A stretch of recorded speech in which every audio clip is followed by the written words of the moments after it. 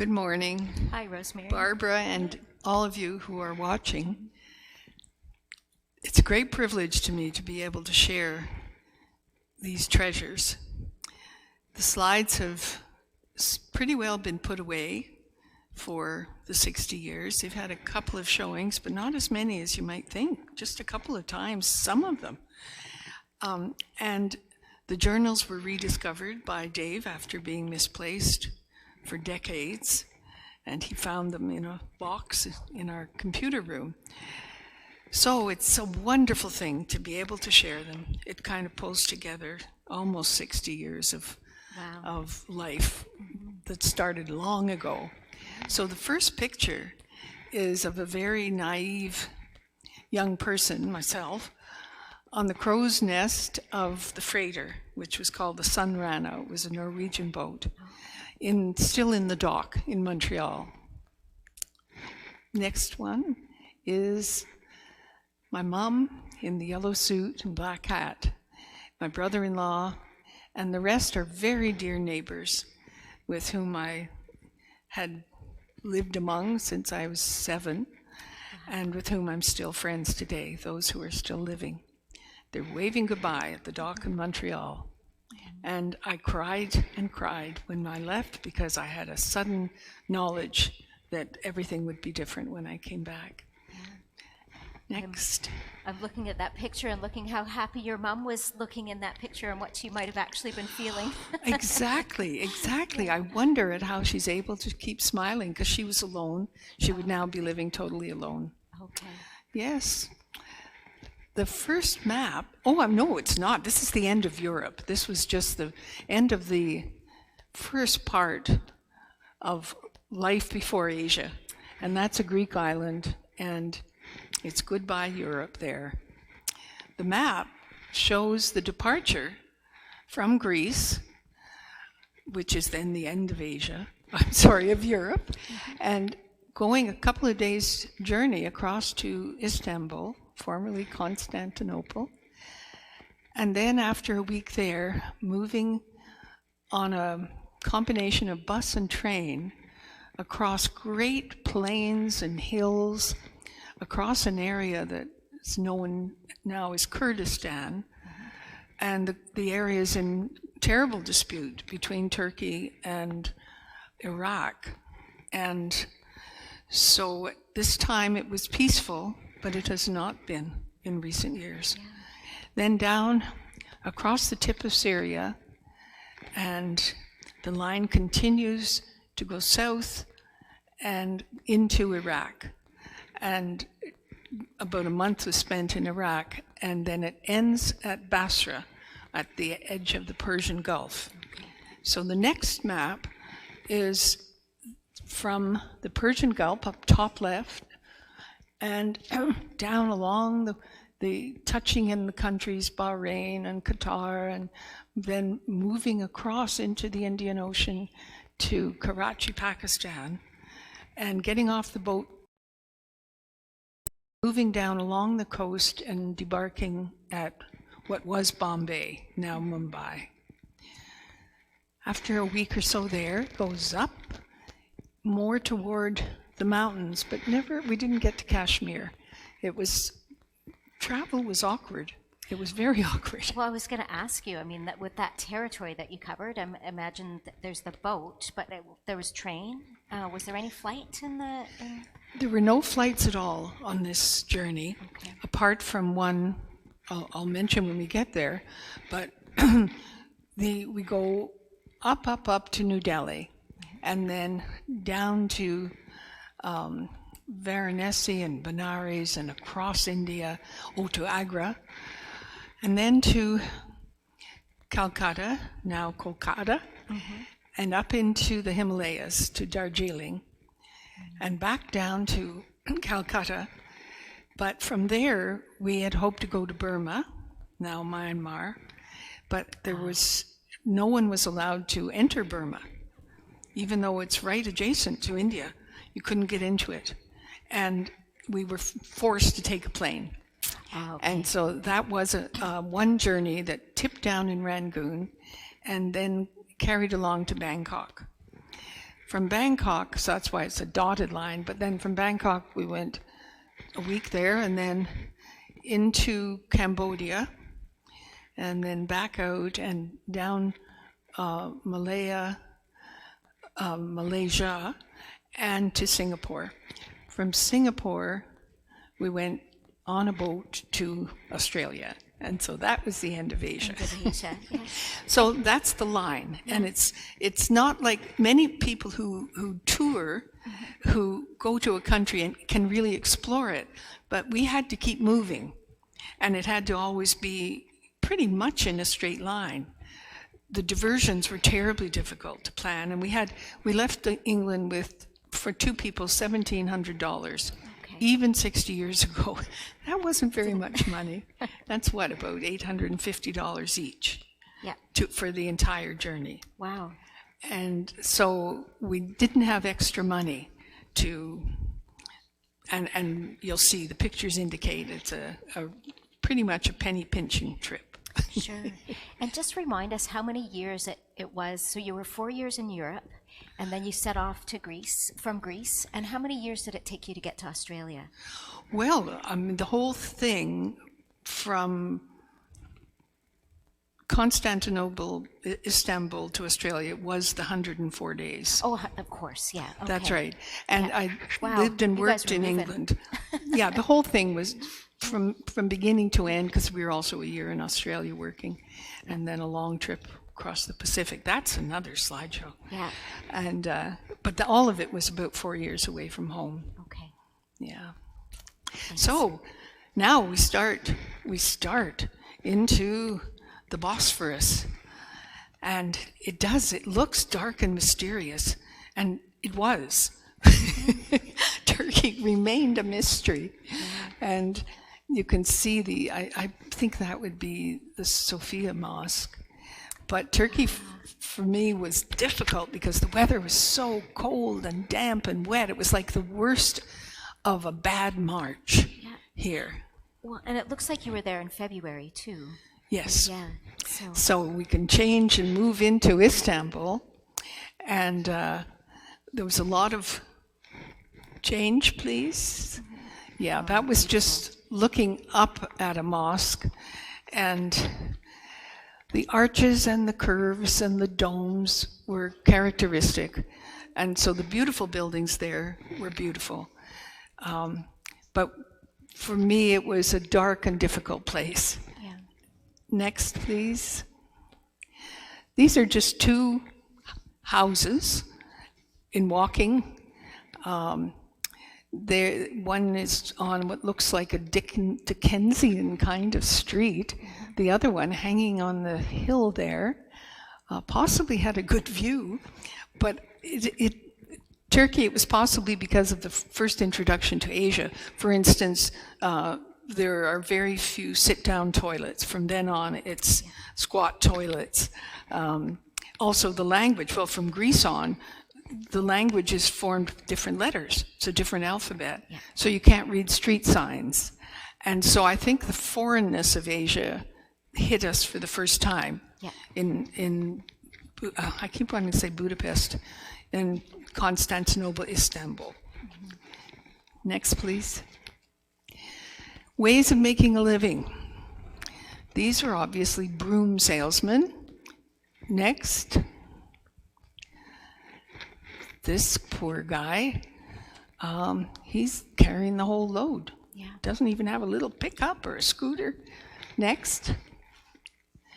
Just a couple of children on the street. Don't know where they were going without parents. They seem determined. They were going somewhere. Yeah. Going somewhere. Next. And we're heading out of Istanbul, and we're into the countryside to the east of it. And I just found this stunning. The houses just perched all over this dry-looking hillside. But they are homes. They're definitely dwellings. Next. I don't know if you can see the figure. It's a little black figure looking almost like a clothespin, bottom left. But again, the countryside is very clear. there. Very dry, not at all lush, and yet people living there, villages all scattered among those hills. And the train kept going. Next, please.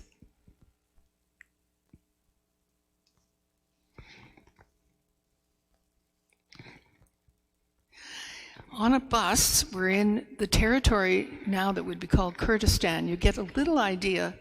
The village street is pretty narrow. Those women are the first that I'd seen wearing these ballooned pants. The men basically just seemed to wear old suits, sometimes kind of pantaloons with a suit jacket. The women wore pantaloon dresses. It seemed very exotic. Turkey was relatively European. Next. That's one of the village stops. You can see we're looking out the window. We're something of a curiosity. Sure. Clusters of men were everywhere, not so many of women, although in the background there's some. Next is some friendly little boys with holding out oranges. I don't know if they were thinking we might buy them, but we didn't. There's one little confident guy. He's near the middle on the left, who's got arms slung around his buddies, and he's just looking very confident. There's just a whole range of people there, just a bunch of little boys. Yeah. Next. And we keep going, and this is the first Arabic-looking village in what is more of a desert-seeming territory. Next. And again, a village where it looks like mud huts, some kind of thatched roof, very little vegetation. Next. And then we slipped over there. In one of those pictures, we slip over the tip of Syria, not seeing very much of it. But we're in Iraq, and this man epitomizes what we found to be the most friendly and hospitable place, more so than most of Europe. And this fellow, seeing these knapsacks, first offered to take mine, and we somehow felt unafraid about giving him our worldly goods. And then a little later, he took Harold's, so he had one front and back. He was our guide. He was showing us to a place, the YMCA, where we were going to be able to stay. We'd managed to book that ahead. Next. This is modernity in Baghdad.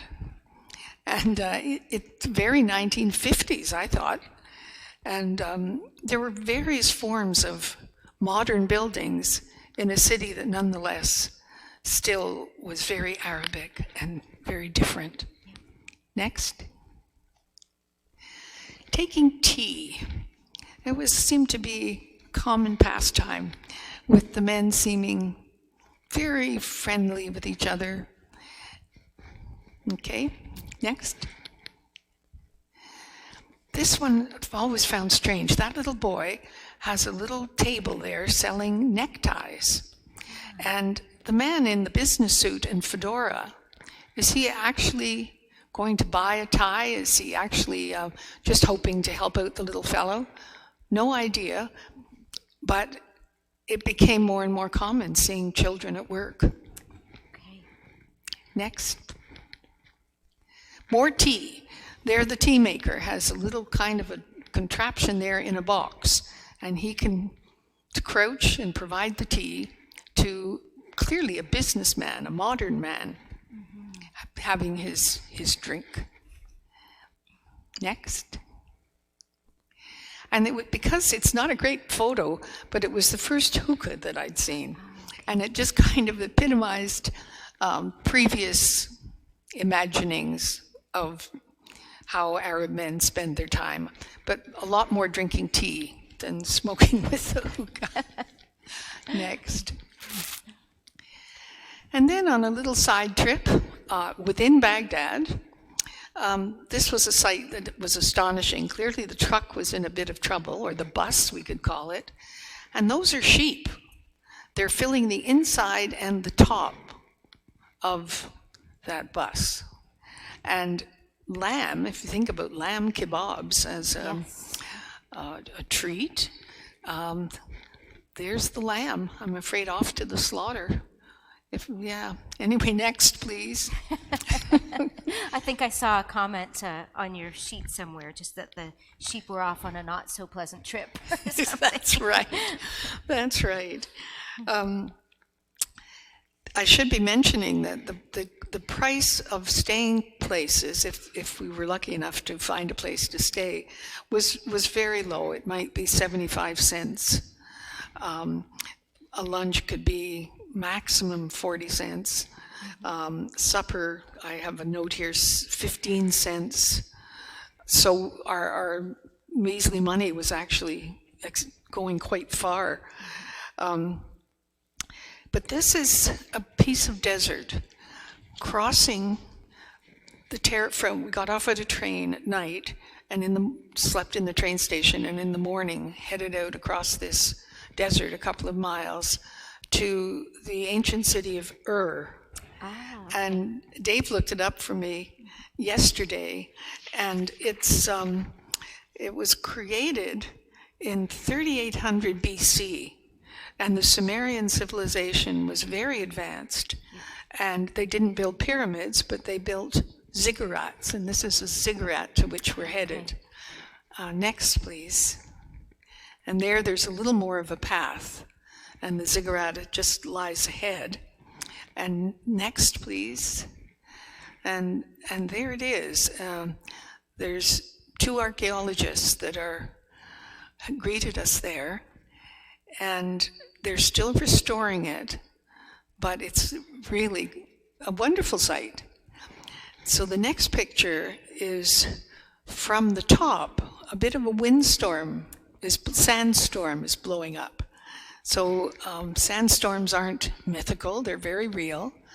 Luckily, it wasn't overwhelming in any way, but I was quite excited that we actually, from the top of the ziggurat, saw a sandstorm coming. Yeah. And next. And then that dwelling, which we couldn't go into very deeply, just inside there, but that is considered to be the house of Abraham. And it's right near the ziggurat. Yes. And I just found that quite thrilling. The sand across which we walked had a lot of little shells. And the archaeologist said it's not been proven, but it's thought that this is the sand left after Noah's flood. And then when Dave was looking this up, he found that there had been water, that this land had been on water, which just makes it a little more interesting. Was that the flood? Was that the water that got raised by the rains? Yeah. And it's fascinating. There's so many stories out of the ancient Near East that mirror that story of Noah's Ark in our biblical story. So this cultural, what's the word I'm looking for? But these very fascinating stories out of the ancient Near East that really mirror this story from Noah's Ark. So sort of in their worldview, how those floods fit into to their narrative, Yes. How they understand themselves as people. Yeah. And the extremes from that incredible dryness. I imagine a flood was an incredible event. Yes, absolutely. Yeah. And then moving on, this was, we were told, was the base of the Tower of Babel. Oh. And that it wasn't ever really a tower. Yeah. It was a little bit more like a pyramid. Next, these are mounds where the city of Babylon stood, and some has been excavated. Look at the figures, they're rather small, so you get a sense of how large that area is. And 50 years later, I'm sure they've excavated a great deal more. Next, please. The picture on the left is where they have actually found streets and buildings and reconstructed them. Wow, that's beautiful. And then on the right, they've reconstructed what they believe was what the Tower of Babylon or the Gate of Babylon looked like. Next. And then, moving on down through Iraq, we came to Basra, where it was time to catch the boat that would then take us away from the Middle East. Well, not really, because there's still the Persian Gulf. So we would get on it and go down the Persian Gulf, but arrive at India. I like that car. I was just going to say, it's, we've gone through all this ancient territory, and there's your 1960s car. That's right, isn't it? 50s. By the way, I failed to introduce you, Barbara, and I'm that's very fine, sorry. yeah. Well, except I would like for people to know that I'm sitting here conversing with our very friendly, agreeable, knowledgeable minister here at the church, Reverend Barbara McGill. Barb. Then on the boat, next. Oh, not quite on the boat, but I just thought this man arriving with his goods, it just impressed me. We thought our knapsacks were tough to manage. Yeah. Next. Now, these were others who got onto the boat with us. Next. But they were in what was called deck class. And deck, you can see the man with the turban has got his kind of sleeping roll there. He's sitting up on a bit of a platform. The man on the bottom left was a Pakistani man who had been in Europe studying, and we'd become friendly with he and a couple of his buddies. Next. And there suddenly is a division. We were required to take we're called saloon class, but deck class is behind the bars, and they don't have beds or berths or food service. They provide all of that themselves, and they're going to be on that boat for days. Next. And there's our three friends, our three Pakistani students. They're on the other side. Okay. If they had been willing to pay, they could have come to saloon class, Okay. but they were happy to do it the cheaper way, but we weren't allowed to. So I was wondering about that, if it was, so you had to pay the full, or the saloon The class, saloon yeah. class. Yeah, saloon. I like that. Next. Yeah. Now these were a different class of passengers who were also in saloon class. Right. And they were well-to-do people from Qatar. They came on with wives who were in a separate room from them, and a sheep or two, and because they wanted to be able to have their own food prepared. They were, particularly the man on the left, he was the senior or the leader. He, I think, would be called a sheikh. He was educated in Oxford. He invited us into their quarters for a meal on one occasion. We sat on the floor and ate with, as they did, with their fingers. Yeah. And he was very, very knowledgeable about how Westerners think. And he said, "You're probably thinking this isn't clean. We think that using a fork that's been in somebody else's mouth isn't clean." Mm-hmm. And there began at that point a real appreciation of us as the foreigners. And I'm just going to read something that Harold actually wrote that I found in the journal. It's short but pertinent. Arabs at very close quarters are just people, which is not a very remarkable discovery to make, but it's important. Mm-hmm. Terribly important. Yeah. That was the major change, I think, in my own psyche. I could never again regard people who appeared different to seem like they weren't like me. Yeah. we could move to the next picture, but we're already there. We're in Pakistan, so I will pause to say that on that train journey in Iraq, between some of the different locations, it had become clear this kindness and friendliness and this, I would call a capacity for Buber's I thou, which is eye contact where you're really seeing a person. Yeah. That happened on these trains, or mostly the trains, because then you had two seats facing, wooden seats, benches.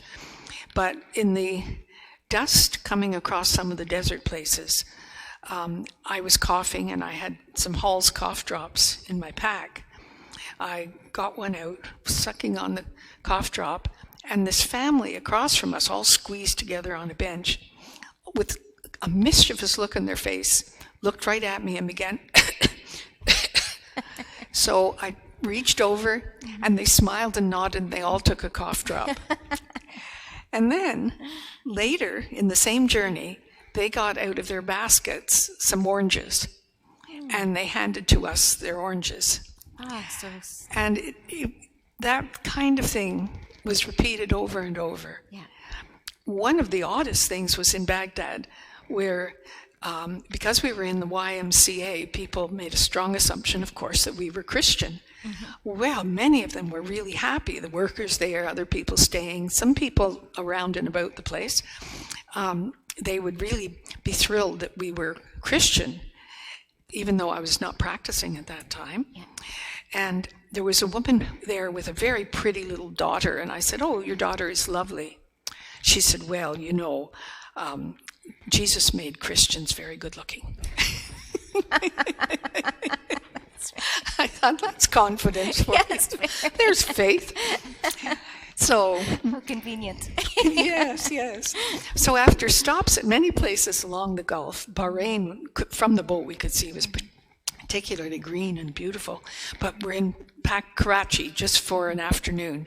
But that camel was the first real close-up camel scene. And he's got this incredible expression. He's so haughty. But anyway, they're just ordinary. Instead of a pickup truck, you've got a cart and a camel. And a camel. And the next one, please.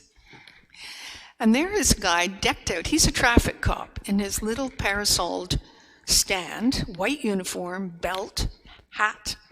He's directing traffic. Look at the traffic. Is that a donkey? A donkey cart. Good thing no one's coming the other way. Yeah. Next, please. And just two modes of transit just seen that afternoon. The family all on the right, all jammed in with legs hanging over the back. And, men hanging off the outside of the railway car, or the streetcar rather.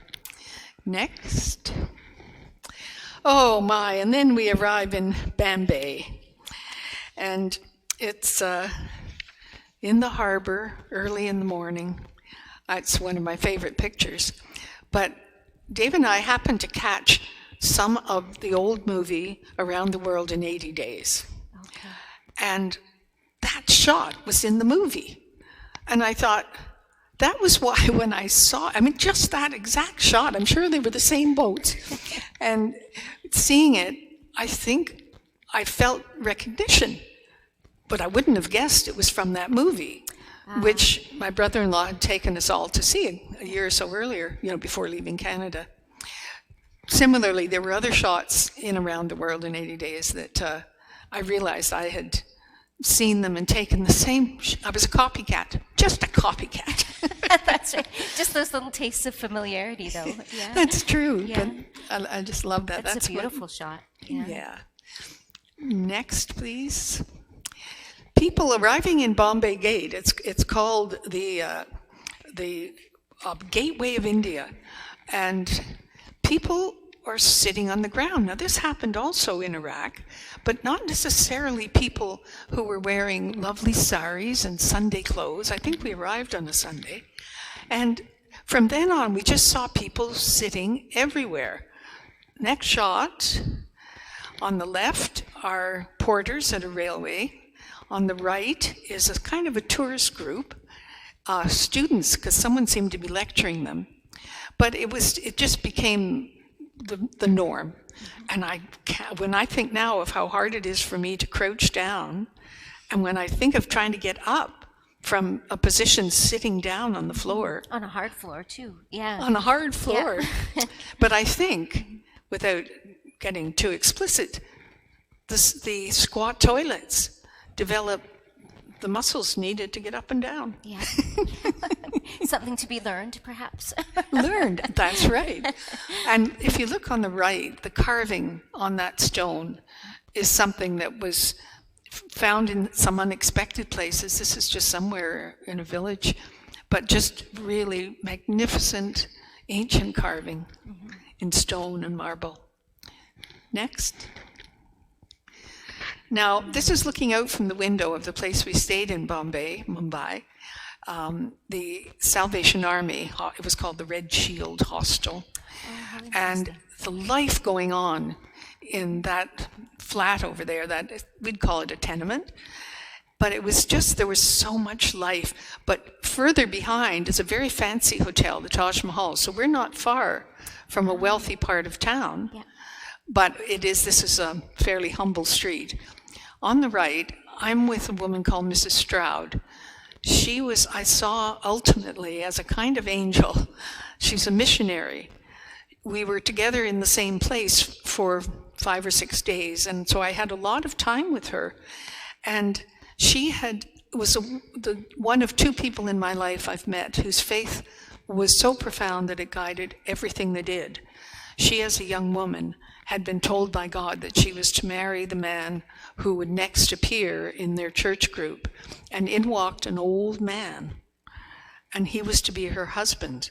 And she said, I thought, oh no. But she married him. They came to India. They founded an orphanage, which is still going. All these years later, her husband died, of course, being so old. And she ran this orphanage on faith. And she said, whenever I ask God, he provides. The children, their shoes were all wearing out, 50 kids. And we just didn't know what we were going to do. And the next day, someone turned up with boxes and boxes of shoes that had fallen off a truck. And that was how she conducted her life. Wow. But she prayed with me, and she prayed that I would come to Christ. And at the time, that was the farthest thing from what I could imagine. Mm-hmm. But you never know. Absolutely. Here we are. So that was lovely Mrs. Stroud. And then on the pavement outside on the left, it's very hard to see, but if you look at the top of that pole, a man who I think is the father is holding quite a small child, and he's clambered up that pole, and he's at the top. You can just see him looking kind of in a brown outfit. That little troop, a family troop, had been outside performing acrobatics, leaps and jumps and going through hoops, and this was the final, the climax. I don't know if we gave them money. I know we were so short of money. I'm not sure if we did. Yeah. We did with the snake charmer, but on the right is just, it's dusk, and these people are beginning to claim their spots for the out mattresses all around that corner, and sleeping there outside. Next, the snake charmer. Yes. Now, what looks a bit like a snake, I think, is actually a bicycle handlebar.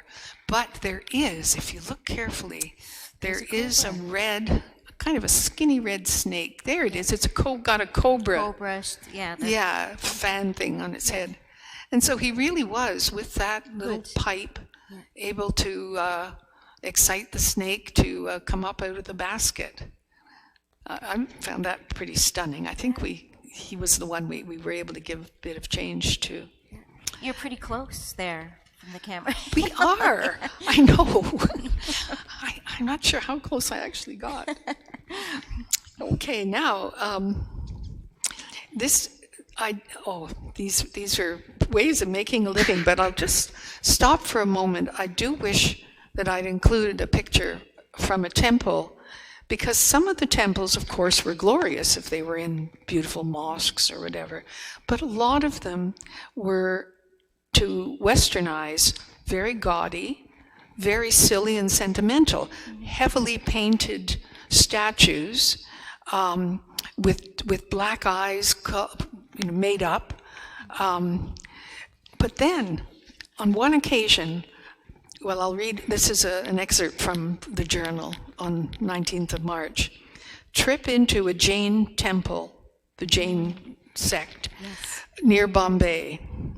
Amid what to me seemed gaudy and sentimental, in a praying woman's intensity, in the supplication of her arm toward the idol, what to us would be an idol, but a representation of an achiever of enlightenment, that's what this temple was celebrating, one felt the meaning behind those two bland, painted, chromed eyes, that in that white statue dwelt the soul of holiness, and that she could easily hear her, for she was willing it.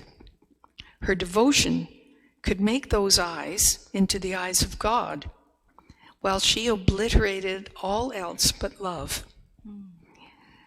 That was another turning point for me, that what can seem to us some kind of overdone worship or gaudy colors or whatever, nonetheless contain an essence of the divine that someone can connect with, if it has been thus created and treated through a whole culture.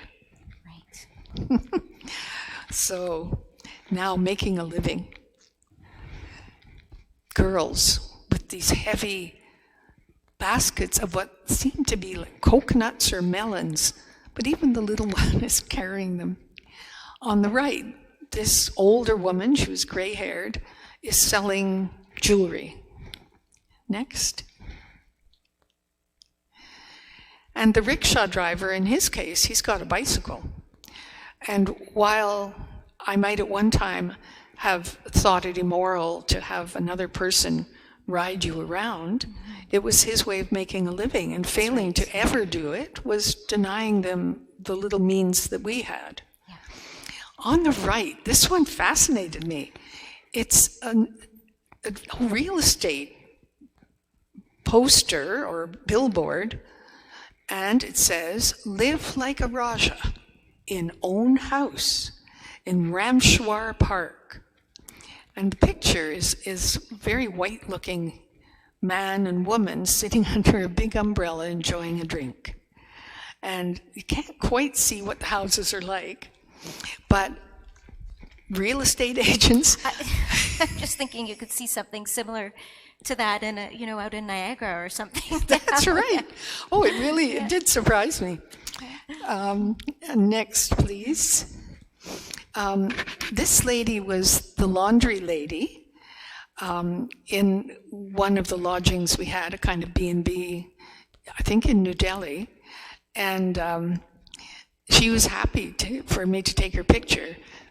To her left is a string bed, and we encountered those more and more. No mattress, 4 wooden legs, and like a net or a mesh. A net made out of rope, kind of just woven across. Yeah. On the left is an actual laundry establishment.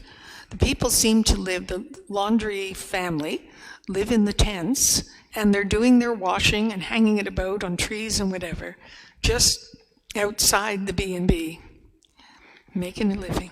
Yeah. Yes. So, yes, they're called dobies. They're called, a laundry person is a dobi. Adobe? Adobe. Yeah.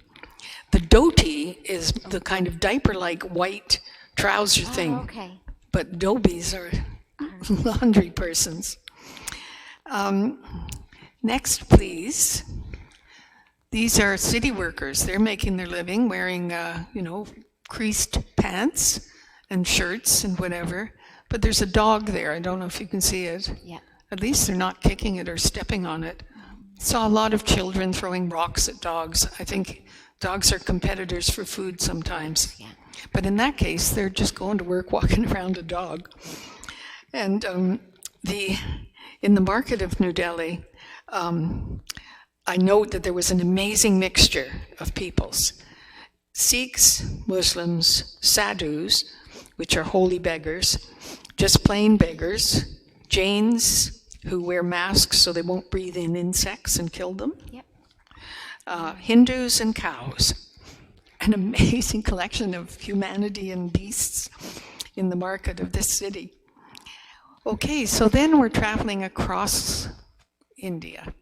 That's a train stop. As you can see, there isn't glass in the window. It's looking a little bit crowded. Next, please.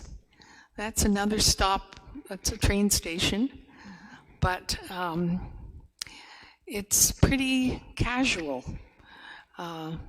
Few carts, but there's just something there of everyday life that captured my attention. Next. This is one of my very favorite pictures. We're in the train. Mm-hmm. Now look closely from left to right, and the ones that are a bit pale, the looks on their faces. Just a minute, I'm sorry. Should have turned that phone off. That is quite an intense look that It's that he has very on his face intense there. look. I'm trying to turn this off. There we go. And the one in the middle, of course, he's bemused, but the two to the right of him, my goodness, they're looking darkly. Yes. But life on the trains, we spent a lot of time on the trains. Yeah. And on several occasions, we slept on the floor. And there was one time where we were sleeping between two benches, on either side of which were policemen, or maybe military men. Yeah. And the floor was pretty grubby, but we had sleeping bags.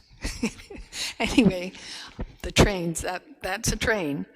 And there was one occasion where a loud woman dances around us, drawing lots of attention. She's just banging her tambourine and shouting out at us. Next, please. Now this is in one of the beautiful forts, the fort at Agra called the Red Fort, but this is a little marble. I think they called it a studio. And I wish we could go close up because the carving on that white marble is lovely. I'm standing there in a dress. So that's you in the blue dress. That's me in the little dress there, yeah. But it was just a marvel. But then, the next day, there we are. Wow. There we are. And I think I wrote, we saw it first at night by candle and lamplight, and returned in the dawn to see it again. So I'll read the excerpt actually from the journal. Darkness had although this is dawn, but the night before, darkness had just fallen. The last mile of the ride here had been through lovely peaceful land with Piney Park on one side, trees along the other. Inside the main gate, a lamp surrounded by a cutout shade shot facets of light all around the interior arches. A pretty effect. And there ahead, from our arched viewpoint, stood poised the Taj. It almost rose in our sight, larger and more overwhelming than we'd hoped, a perfect, complete sight.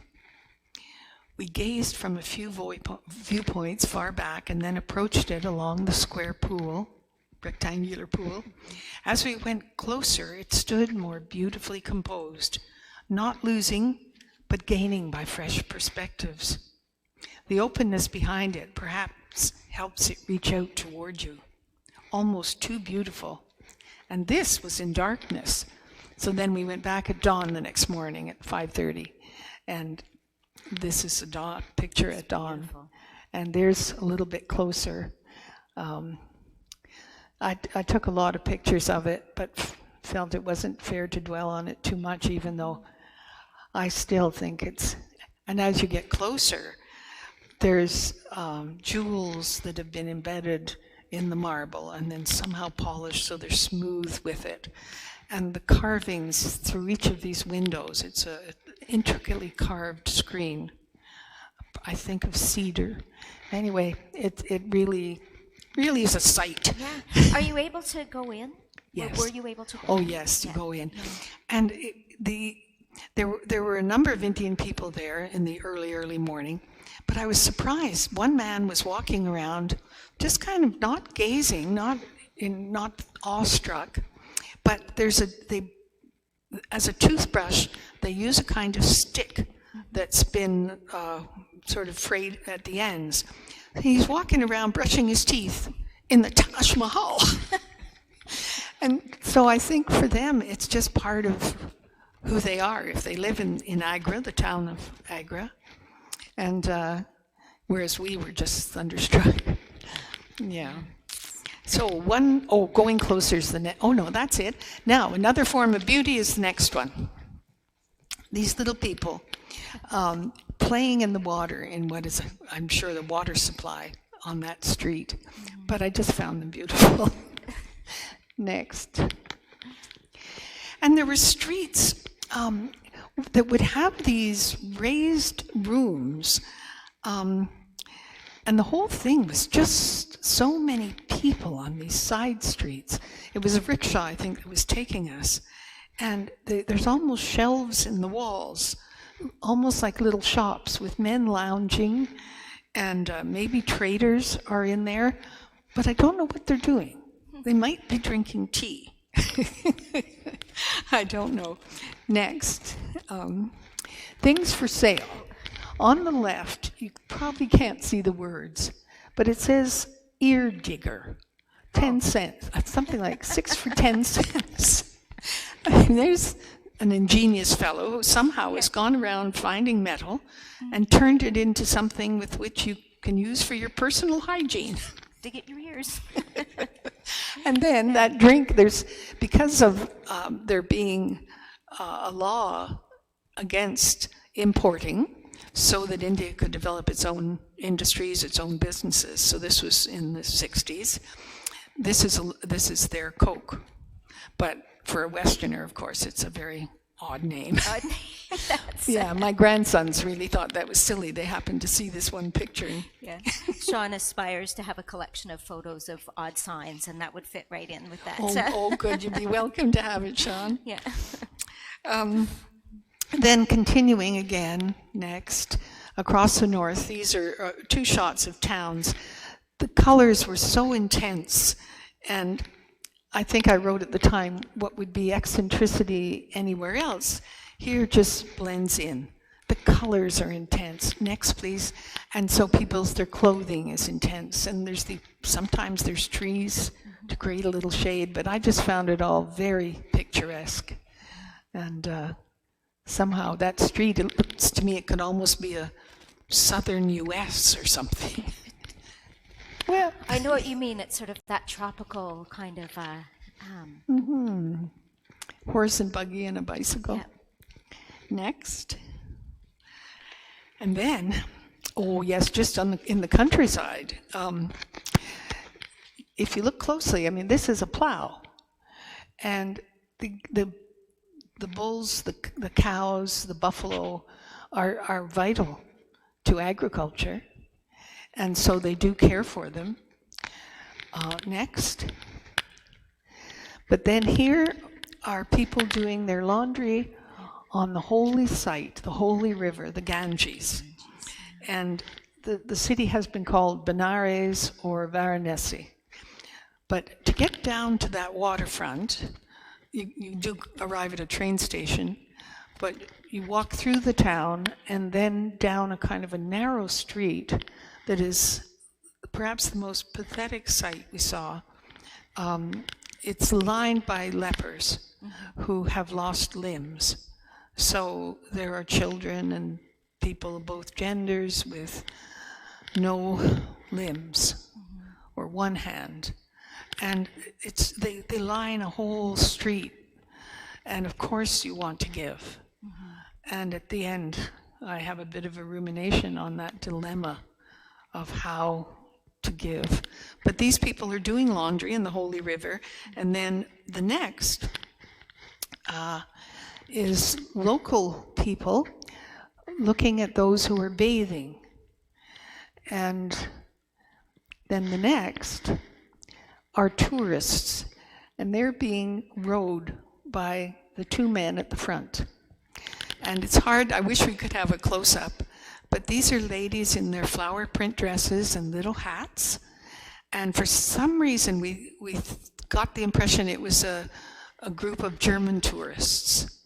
But it's just kind of wonderful that they're just up above it all, just watching.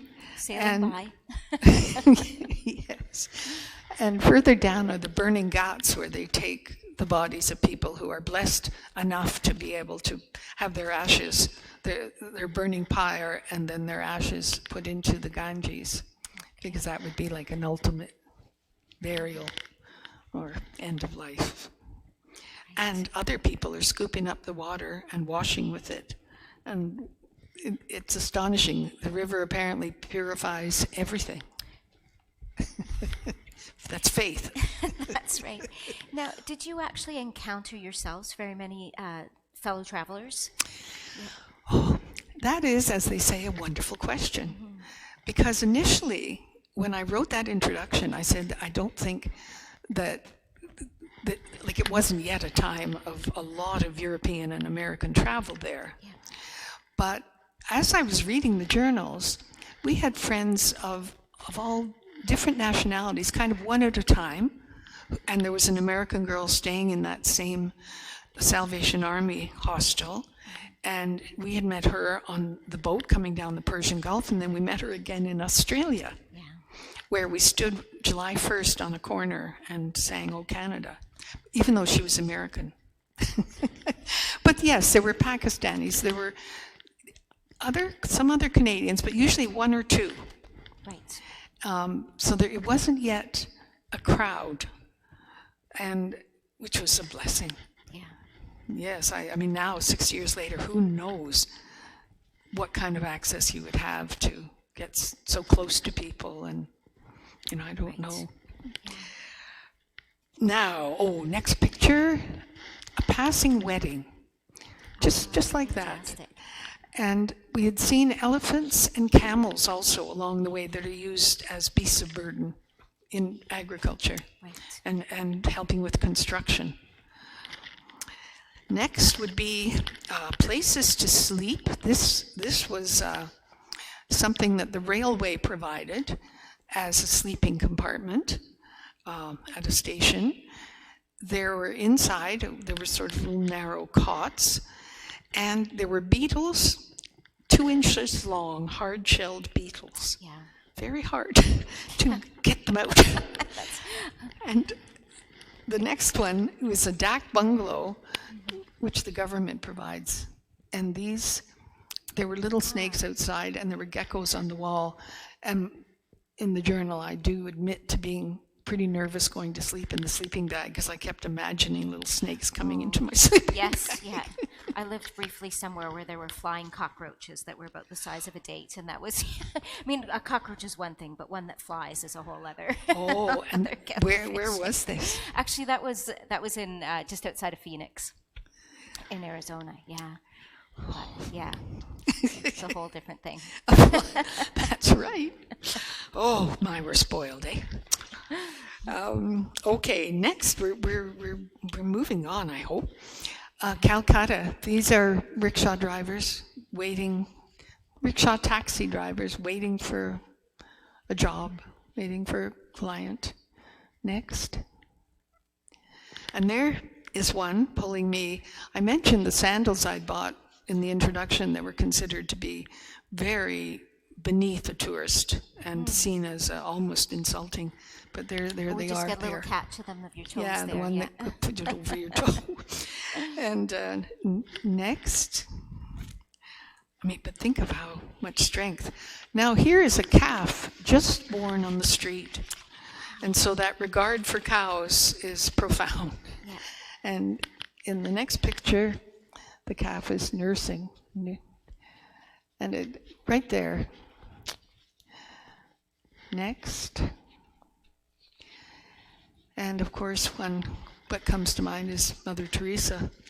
Yes. These are her people. Daytime, they're obviously not up and about and folding up their mats the way they were on that street in Bombay. Next. And this is another street, Durgapur, but just the little fellow on the right is, he's just cheeky. He's saying hi to the foreigner. Okay, now we're on a narrow gauge railway on the left. It's a funny little train that takes you up into the Himalayas. Some say Himalayas, I never have. Mm-hmm. And it's a 50-mile ride that took 10 hours. Because it's chugga, chugga, chugga, Sure, chugga. yeah. And then here's out the window of that little train, looking out on tea plantations. The next one is the city of Darjeeling. It's just as crowded and lively and full of people as everywhere. Next. Darjeeling again. Next. There's a winding road to the right that goes down, down, down, down, down. On the left were the houses next to the tourist bungalow we stayed in. And that tourist bungalow had two sides. It was a little bit the same as that boat with the wealthy and the poor. And we were on the poor side. And on the opposite side was an Indian family. And he was very, very white-skinned and very, very pale. But he was a Maharaja, and he befriended us because they had luxury. We had nothing but two mats on the floor. And Harold became quite sick, high fever, so we spent days there with him being really sick and me trying to get down into the town to find broth or whatever. And anyway, they were very, very friendly and kind of helped keep us both alive. So, the next picture I didn't take. No, yes, I did. This is in my wandering Darjeeling. This is just a bunch of kids at recess at a school, and it just seemed to me pretty much like kids everywhere at recess. They aren't actually playing. Anyway, a school. But this picture I bought because we never had clear enough weather. But that mountain is the second highest to Everest, and it's called Kanchenjunga. And it never cleared when we were there, so I bought that. No, it cleared once, and I didn't have my camera with me. Okay. So there we are. That's the town of Darjeeling, overlooked by Kanchenjunga. Wow. K2, it's called. So then we move on to Thailand. Many beautiful representations of the Buddha. This is just one of many, many. And the next, a temple. And these, I think they're kind of demons. I think they're demons. But I love that picture. Yeah, I wonder if I'm thinking of gargoyles, that keep Yes. evil spirits away. Oh, I think so. I think that's a really good comparison. Yeah. And a lot of that blue paint and gold. Next. Yeah, that on the left is a girl demon. And on the right, just one of many, many lovely spires. Next. This is one of my favorites. That's a boy, Buddha as a boy. Just thinking. Just meditating. Next. And laundry day. Just save space if you don't have clothesline. Next. On the left is a young man who was at the bottom of where we were staying, which ultimately we recognized was a brothel. But it wasn't clear. We just were looking for a B&B. Mm-hmm. And but he was the cook. Great big walk out in the courtyard. with a fire underneath it, and in the window you picked your bit of barbecue pork or some shrimp or greens or whatever.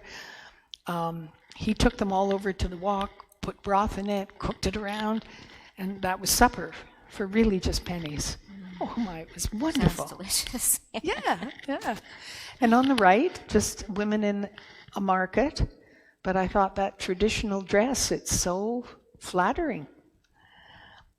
Next. And then, toward the very end, the trip in Cambodia required walking a mile in a no man's land from Thailand with soldiers on either side into Cambodia, because that land was disputed, I guess. There was a town called Siem Reap. By the time we got there, I had malaria. So I was in a bed with a big mosquito net, but we had gone there in order to see these temples. They had been, Dave looked it up for me, and they had been built in the 15th century, I think, and but had been buried for a long time. They were the biggest religious monument in the world, spread over 400 acres. Oh no, it was in the 1100s. Yeah. And they'd been Hindu, and then they were Buddhist. But with war and colonization, they fell into disrepair and were covered by jungle. And then they had been discovered in the early 1900s. And that was the adventurous part of it, what it was like for those people who first found these. And now they're all being restored. And they really are quite, I mean, I didn't see them. These were pictures Harold took with a Brownie camera. But there's 2 or 3 pictures of them that just give an idea of this incredible place that had once been totally covered up. And I think there's one more. Next, please. Next, please. There we go. Oh, well, I thought there was one more. And then the last city was Singapore. And these 2 girls, I just thought, it's quite a modern city, you know, a center of commerce and whatever. But I just thought they were absolutely charming, both, you know, being a little bit silly and flirty. And then that was it. We took a boat. I guess it was from there to, there's Perth, Australia. And we're back in the white world. And I wrote in the journal, it's like everyone is so white. It's like another world. In fact, it is another world. And I'm not prepared ever again to believe it's the real one. Yeah. So at 24, I could sort of feel the difference. And so I'm going to just read the last item. Absolutely, yeah. Excerpt. And are there any things you wonder about or would like to ask? Oh gosh, I love looking at people's photos and just taking in the sights, and you've just brought so much depth with your journal entries that I'm not sure at this point. Of course I'm wondering about, we'll get caught up about your malaria and Harold's illness as well too a little bit later, but I'm just so struck by that transition as well too of coming back. You know, how when we travel, how quickly that transition happens from being in, you know, one world and into the other, and just hearing a little bit more about that sometime as well too. But thank you so much for putting this together. Well, this is introducing a serious note and one that doesn't reflect at all well on me. But early on in Bombay, I'm calling it an eternal dilemma of the privileged, identified in Bombay on day 70 of the journal. So it's the first Indian city. We stopped at the beach to buy some Indian snacks. While there, some begging children approached us. They wouldn't let go my arm, even as we walked away, probably because I had looked directly at one of the girls. I felt desperate, for they wouldn't go away, and I finally pushed her, to my worriment and surprise and embarrassment. I now feel a little at the mercy of these people, and even that is depersonalizing them. I don't know how to control the pity, and revulsion at the obstinacy. I'm most upset by the deformed ones, and we hadn't even been to Benares with the lepers. And there are so many of those. How can one just ignore them? And yet, of what use is sympathy when you offer nothing more than a smile or look of compassion? And those are only signals to press harder for money. And money to one means money to all, for they'll descend. And then you'll literally have to fight them off, so we're told. And it must be true. It's so difficult to be able to do nothing and to end up despising them through shame at oneself. And that's the dilemma that remains.